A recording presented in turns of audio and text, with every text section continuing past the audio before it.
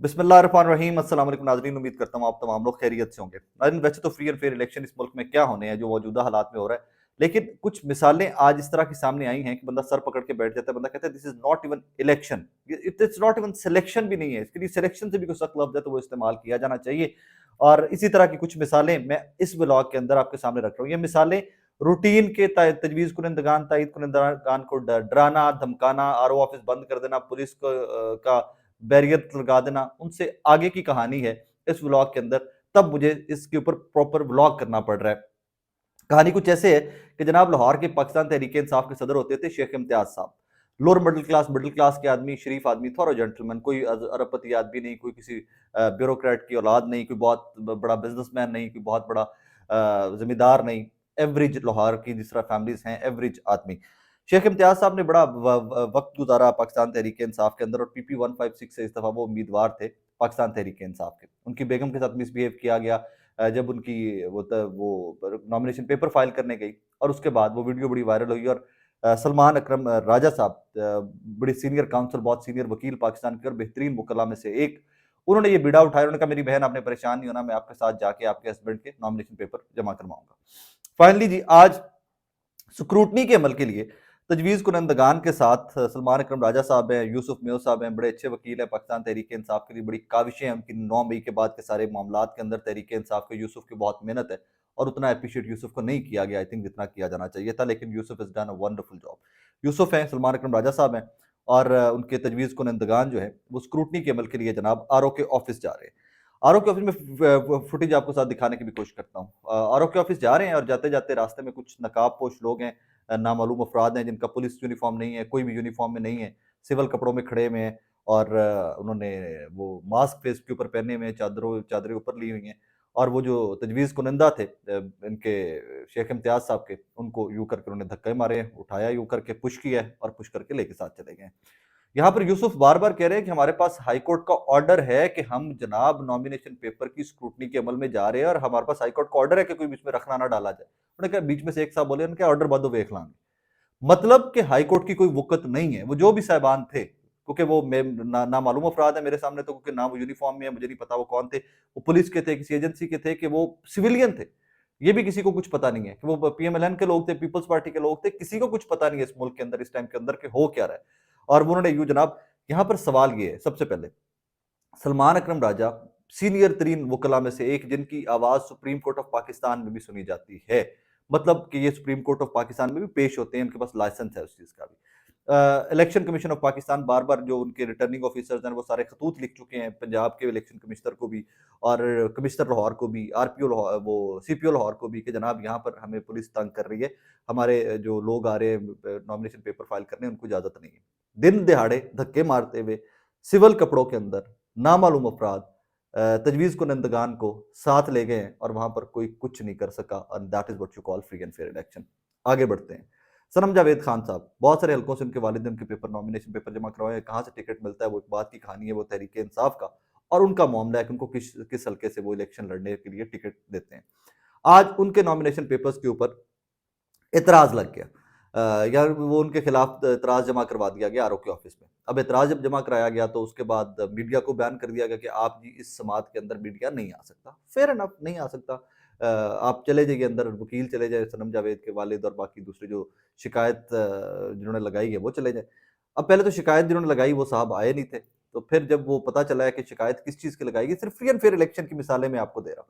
उसके बाद जब वो समझ आई है कि जनाबे वाला शिकायत किस चीज़ की लगाई गई थी, तो उन्होंने कहा जी सनम जावेद ने घर का बिजली का बिल जमा नहीं कराया। Okay fine.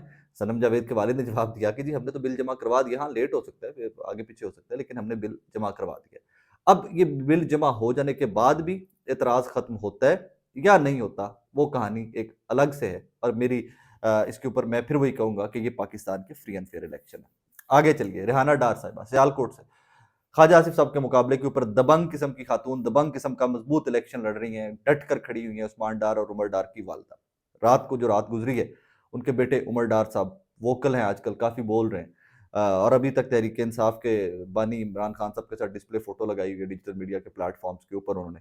वो लाहौर का एक रेस्टोरेंट है एम आलम रोड के ऊपर, मशहूर ज़माना रेस्टोरेंट है, बहुत अच्छा रेस्टोरेंट है एलांतो। उसकी 2-3 वजूहात है मशहूर होने की। एक, वहाँ पर पहले भी रेड हुआ था एक पार्टी के ऊपर, तब ओन चौधरी साहब और तहरीक-ए-इंसाफ का पीक टाइम था, स्टफ लाइक दैट। तो एलांतो में वो रात को खाने पे गए हैं और वहाँ की एलांतो की जो मैनेजमेंट ने उनकी फैमिली को बताया है कि जनाब कि 40 से 50 पुलिस ऑफिसर्स आए हैं, उन्होंने उठाया है उनको और वो उठा कर ले गए। अब उसके बाद उनका भी कोई पता नहीं है कि वो किस थाने में है, कहाँ पर है, उनके अभी तक वेयर अबाउट्स कोई नहीं है। और अबूज़र सलमान नियाज़ी साहब जो हैं तहरीक-ए-इंसाफ के वकील हैं, उन्होंने हिबियस की पिटीशन दायर कर दी है लाहौर हाई कोर्ट के अंदर और उसमें पुलिस को और उन तमाम लोगों को एफआईआर वगैरह को उसमें फ्रीक बनाया गया। अब देखिए कि वो उसमें कब प्रोड्यूस किया जाता है, उनको प्रोड्यूस किया भी जाता है कि नहीं किया जाता, और अगर प्रोड्यूस किया जाता है तो क्या वो जब प्रोड्यूस हो जाएंगे, सामने मंजर आम पर आ जाएंगे, तो वो तहरीक इंसाफ ही के एक कारकुन या लीडर होंगे, या वो इस्तेकाम पाकिस्तान पार्टी में जाएंगे, या वो इलेक्शन से दस्तबरदार होंगे। अब इसका इंतजार करते हैं उनकी प्रेस कॉन्फ्रेंस का या उनके इंटरव्यू का। वो भी let's see what happens, and that is what you call free and fair election and beloved country. इसी तरह के free and fair election Pakistan के अंदर हो रहे हैं। आखिर में जहां पर इस तरह की खबरें आ रही हैं, वहीं पर मुझे लगता है ज़ाती तौर के ऊपर कि झूठी खबर कोई भी फैलाए, गलतफ़हमी हो जाती है, कभी-कभार गलतफ़हमी होती है, उसके ऊपर माफ़ी माँगनी चाहिए, अपोलोजाइज़ करना चाहिए। लेकिन जब आप जानबूझकर कुछ झूठी खबरें या प्रोपेगेंडा करेंगे, तो उसका हर सियासी जमात के अपने कारकुन या अपनी कॉज़ या अपने नज़रिए, उनके नैरेटिव को नुकसान होता है। और मैं इसके ऊपर बहुत क्लैरिटी है, मुझे तो बहुत क्लियर हूँ मैं इसमें। मिसाल देता हूँ कि अगर पीएमएलएन कोई झूठी खबर फैलाती है और वो खबर बाउंस होती है, तो उससे पीएमएलएन के अपने ही नैरेटिव को, पीएमएलएन के अपने ही बयानिए को नुकसान पहुँचेगा। इसी तरह 2017 की एक वीडियो है जिसमें एक दीनी मजहबी जमात ने धरना दिया हुआ था फैजाबाद में, और धरने के ऊपर जब क्रैकडाउन किया गया पुलिस और रेंजर्स की जानिब से, तो उसी दीनी मजहबी जमात, सियासी जमात के कारकुनान ने पूरे पाकिस्तान में मुजाहरे स्टार्ट कर दिए थे। 2017 की बात कर रहा हूँ।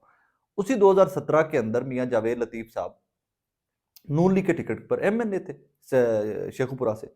ये वहां पर गए, उन जो मुजाहिरीन थे शेखुपुरा के अंदर, ये उनसे मुज़ाकरात करने गए थे और वहां पर इनका फड्डा हो गया। आगे से मुजाहिरीन मुश्तिल हो गए, उन्होंने तशद्दुद का निशाना बनाया मियाँ जावेद लतीफ़ साहब को, और साथ एक पुलिस एहलकार था, उसको भी तशद्दुद का निशाना बनाया। वो 2017 की वीडियो है, बहुत पुरानी वीडियो है। अब तहरीक इंसाफ के डिजिटल मीडिया के वॉरियर्स जो है, वो उस वीडियो को लेकर ये एक इंप्रेशन देने की कोशिश कर रहे हैं कि देखें जी, जावेद लतीफ़ साहब अभी कैंपेन के लिए निकले थे और उनको शेखपुरा की अवाम ने तशद्दुद का निशाना बनाया। 2 चीज़ें इसके अंदर। सबसे पहले तो तशद्दुद, सियासत इकट्ठे नहीं चल सकते। सियासत में तशद्दुद नहीं है। सियासत इसीलिए इसका नाम सियासत है कि इसके अंदर तशद्दुद नहीं है। इसमें तदबीर है, इसमें अक्ल है, इसमें मूव है, इसमें हौसला है, इसमें नेगोशिएशंस है, इसमें कुछ ले और कुछ दे है। इसीलिए इसका नाम सियासत है, वरना ये सारे फौजी होते और ये जंगें लड़ रहे होते, सियासतदान ना होते। एक चीज़, इसमें प्रमोट मत किया करें वायलेंस को। Number 2, it's fake news. 2017 की फुटेज है, 2017 की वीडियो है, और बदकिस्मती की बात यह है कि तहरीक इंसाफ के वर्कर्स नहीं, तहरीक इंसाफ के लीडरान भी इस वीडियो को फैलाते हुए नजर आ रहे हैं, और ये गलत बात है। इससे आप लोग अपनी कॉज को, अपने नजरिए को, अपनी सियासत को, अपनी सियासी जमात को नुकसान पहुंचाते हो। अब आखिर में एक पॉइंट बैठे बैठे मेरे जहन में आ रहा था।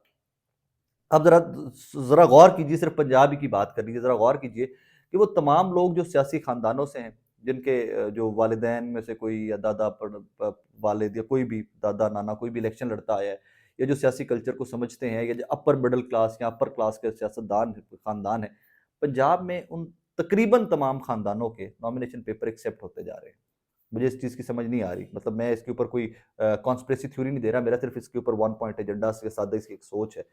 उनके नॉमिनेशन पेपर, हाँ प्रॉब्लम्स आए, बहुत सारे इश्यूज आए लोगों को, लेकिन उनके नॉमिनेशन पेपर्स जमा होते जा रहे हैं। लोअर मिडिल क्लास के लोग हैं ना, जो सनम जावेद साहिबा, ये शेख इम्तियाज साहब, इस तरह के बहुत सारे लोग हैं जिनके लाहौर में भी इवन बहुत सारे प्रॉब्लम्स आए हैं। मुझे लगता है कि इन लोगों को पाकिस्तान का निज़ाम, पाकिस्तान का सेटअप, रियासती निज़ाम जो है, वो असेंबलीज का हिस्सा बनाना ही नहीं चाहता। वो एक्सेप्ट ही नहीं करता कि यार मिडिल क्लास का बंदा, लोअर मिडिल क्लास का बंदा ये असेंबली में पहुंच जाए। एक ये कैसे possible? Assemblies, national assembly, provincial, senate, ये तो अमीर लोगों के लिए, बड़े लोगों के लिए, जद्दी पुश्ती लोगों के लिए, जो जद्दी पुश्ती चले आ रहे हैं असेंबलीज में, ये तो शायद उनके लिए है।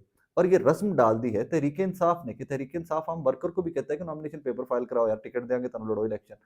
और यही वजह है कि मुझे, ये एक मेरा मेरा एंगल है, मुझे समझ इस तरह की आ रही है कि मैंने काफ़ी सारी सीटों के ऊपर जब देखा कि कहाँ कहाँ पे नॉमिनेशन पेपर्स फाइल करने में बहुत ज़्यादा प्रॉब्लम आ रहा है, तो वहाँ पर लगा कि एक आम वर्कर है, एक नया आदमी उठा है, और उसके नॉमिनेशन पेपर जो है वो फ़ाइल नहीं होने दिए जा रहे, तजवीज़ कुनंदगान उठा लिए जा रहे हैं, दिन दिहाड़े उठाए जा रहे हैं। तो अगर ये निज़ाम इसी तरह चलना है तो फिर इस निज़ाम के बारे में क्या कहिएगा? इस सियासत के बारे में क्या कहिएगा? और इस रियासत के बारे में क्या कहिएगा? मेरे पास अल्फ़ाज़ नहीं। अपना बहुत सारा ख़्याल रखिएगा, दुआ में याद रखिएगा।